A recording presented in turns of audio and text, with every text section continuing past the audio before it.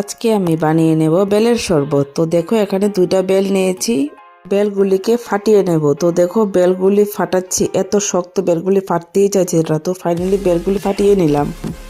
তারপর ভিতর থেকে সবগুলি বেল একসাথে নিয়ে নেব। তো দেখো সবগুলি বেল কুড়িয়ে কুড়িয়ে একসাথে নিয়ে নিলাম।